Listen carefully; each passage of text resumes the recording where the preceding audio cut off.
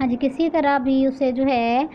وہ سستی کسی قسم کی وہ بددیانتی نہ کرے کہ اگر اسے کوئی نہیں دیکھ رہا تو وہ پیسوں کی کوئی ہیرا پھیری کر لے، یا اپنے کام میں سستی کرے کہ وہ اپنا آج کا کام جو ہے وہ کل پہ ڈال دے کہ ابھی مجھے کوئی نہیں، میں بعد میں کر لوں گا، یا وہ جو ہے اس کو اچھے طریقے سے سر انجام نہ دے۔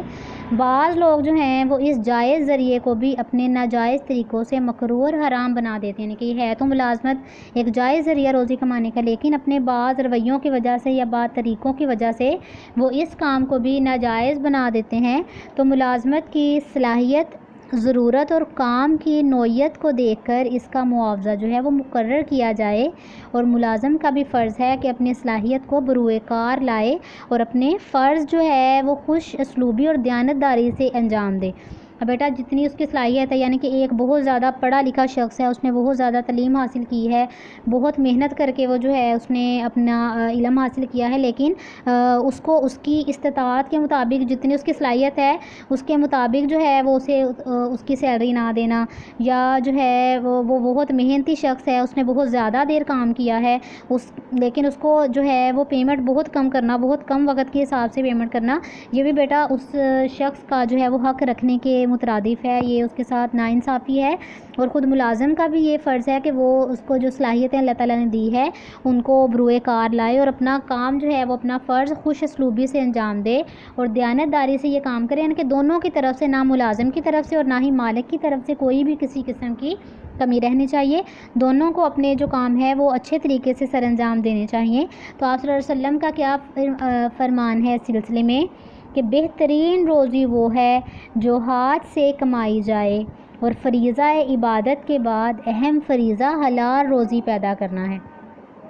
یعنی کہ بہترین روزی جو ہاتھ کے ساتھ محنت کے ذریعے جو کمائی جائے، اور عبادت جو ہے اس کا کتنا بڑا فرض ہے بیٹا، وہ کتنا اہم فرض ہے اللہ تعالیٰ کی عبادت جو ہے وہ ادا کرنا، اس کے حکم کے مطابق چلنا، اور اس کے بعد عبادت کے بعد جو اہم فرض ہے وہ کیا ہے کہ حلال روزی کی تلاش، حلال روزی جو ہے وہ پیدا کرنا، وہ بہترین اس میں بتایا گیا۔ اسلام میں عقل حلال کو اس قدر اہمیت حاصل ہے کہ اس کے بغیر انسان کی عبادت قبول نہیں ہوتی۔ یہ بیٹا ہم نے ملازمت جو ہے اس کے بارے میں پڑھا ہے، روزی کمانے کے ہمارے جائز ذرائع کمپلیٹ ہو گئے۔ آگے بیٹا ہم روزی کمانے کے ناجائز ذرائع کے بارے میں پڑھتے ہیں کہ وہ کون سے ذرائع ہیں جن کے ذریعے روزی کمانا جو ہے وہ ناجائز ہیں۔ تو روزی کمانے کے جہاں جائز ذرائع بے شمار ہیں، وہاں کچھ ناجائز ذرائع بھی ہیں جن کے ذریعے کمائی ہوئی روزی جو ہے وہ حرام بن جاتی ہے، اور انسان کو خدا کے ہاں قیامت کے دن اس سلسلے میں جواب دینا ہوگا۔ تو ناجائز ذرائع جو ہیں وہ حسب ذیل ہیں، نیچے بتائے گئے ہیں کچھ، جیسے جائز ذرائع کے بارے میں کچھ ڈیٹیل میں بتایا گیا تھا ان کے نام کے ساتھ، ایسے ہی ناجائز ذرائع جو ہیں ان کے بارے میں بھی کچھ تھوڑا بہت یہاں پر آگاہ کیا گیا۔ نمبر 1 سود۔ تو سرمایہ دارانہ نظام میں سود بھی روزی کمانے کا ایک ذریعہ ہے، مگر اسلام کی نگاہ میں یہ ظلم اور فساد کی جڑ ہے کہ سرمایہ دارانہ نظام میں سود جو ہے وہ بھی روزی کمانے کا ایک ذریعہ ہے، مگر اسلام کی نگاہ میں یہ ظلم ہے، یہ فساد کی جڑ ہے، اور سود کے ذریعے جو ہے کمائی گئی روزی ہوتی ہے وہ اسلام کسی حالت میں اس کی اجازت نہیں دیتا۔ بیٹا سود آپ کو پتہ ہے کسے کہتے ہیں کہ سود جو ہے وہ کچھ رقم اگر کوئی ادھار لے، یا بینک میں بھی اس کا تصور ہے کہ اگر کسی کو کچھ رقم ادھار دی جائے تو کیا ہوتا ہے کہ اس پر اتنی مدت تک کہ اگر لینے والے نے مدت مقرر کی ہوتی ہے کہ میں اس ٹائم تک جو میں نے رقم ادھار لی ہے میں واپس کر دوں، لیکن اس کے اوپر جو ہے وہ کچھ شرح رکھی جاتی ہے کہ جب تک پوری رقم واپس نہیں ہو جاتی تب تک اتنا فیصد جو ہے وہ اتنے فیصد پیسے آپ کو اس کے ایکسٹرا ادا کرنے ہوں گے۔ تو بیٹا جو غریب لوگ ہیں وہ ادا نہیں کر سکتے زیادہ جو ہے وہ رقم، تو وہ اصل رقم ان کی وہیں رہتی ہے، اور سود ہی جو ہے وہ ادا کرتے کرتے ان کی حالت جو ہے وہ خراب ہو جاتی ہے۔ تو اس کی وجہ سے لوگوں پر بہت زیادہ بوجھ اور بہت برے حالات جو ہے وہ ہونے کا خدشہ ہوتا ہے۔ اسی وجہ سے سود جو ہے وہ لوگوں کو سود لینے سے یا اس کے ذریعے روزی کمانے سے منع کیا گیا اسلام میں، یہ ایک بہت مکروہ عمل ہے۔ آگے ہے جوا۔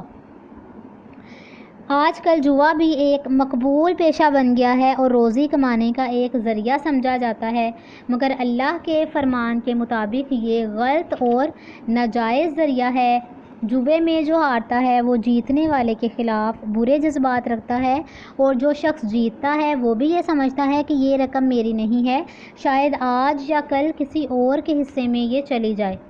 یوں جو جوا باز ہوتا ہے، جوا کھیلنے والا شخص ہے، کبھی خوشحالی کا منہ نہیں دیکھتا اور پوری زندگی پریشان رہتا ہے۔ اور کاروبار اسلام میں کہاں جائز ہو سکتا ہے کہ جس کا دار و مدار صرف محنت کی جگہ محض اتفاق پر، یعنی کہ یہ جوا جو ہے وہ اتفاق پر ہی ہوتا ہے نا،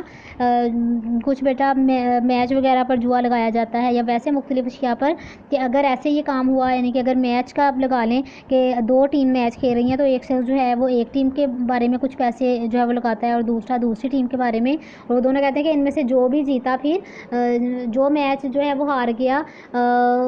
دوسرے شخص کو اس کے حوالے سے پیسے دینے ہوں گے۔ تو یہ بیٹا کیسے، یہ آرام سے بیٹھ کے بس انہوں نے اس میں کوئی محنت نہیں، بس باتوں سے جو ہے وہ یہ کام کرنا، اور پھر جو پیسے آنے وہ ظاہر سی بات ہے وہ تکلیف کا ہی باعث ہو گیا کہ ایک شخص کو بلا وجہ کسی شخص کو ہارنے پر پیسے دینے پڑ رہے ہیں، اور وہ بھی جیتنے والے کے خلاف برے جذبات رکھتا ہے، اور جو جیتتا ہے وہ بھی جو ہے وہ سمجھتا ہے کہ یہ ظاہر سی بات ہے آج اگر میرے پاس یہ رقم آئی ہے تو کل یہ کسی اور کے حصے میں چلی جائے گی۔ اسی طرح وہ دونوں شخص ہی پریشان رہتے ہیں اور کسی طرح بھی وہ خوشحالی جو ہے ان تک نہیں پہنچتی، اور اسلام جو ہے کبھی بھی ایسے کاروبار کی اجازت نہیں دیتا، کبھی بھی اس طرح کا کاروبار جو ہے وہ کرنے کی اجازت نہیں دیتا جو کہ محض اتفاق کی بنیاد پر جو ہے وہ کمایا جائے، کہ اگر تو جو وہ سوچ رہے ہیں وہ ہو گیا تو ہو گیا، پیسے مل گئے، ورنہ نہیں۔ اسلام ہمیشہ محنت کرنے اور محنت کر کے روزی کمانے کو جو ہے اس کی ترغیب دیتا ہے۔ جی تو بیٹا آج ہم نے جو ہے ایک ملازمت والا وہ جائز ذرائع، اور نیکسٹ بس 2 آپ نے اس کے پوائنٹ یاد کرنے ہیں روزی کمانے کے جو ناجائز ذرائع ہیں، اس میں آپ نے سود اور جوا اس کے بارے میں صرف آپ لوگوں نے جو ہے وہ یاد کرنا ہے، صرف 2 پوائنٹ اس کے ہیں۔ تو یہی آج کا آپ کا لیسن ہے، اس کو یاد کریں، کل انشاءاللہ ہم نیکسٹ پڑھیں گے۔ اوکے بیٹا، اللہ حافظ۔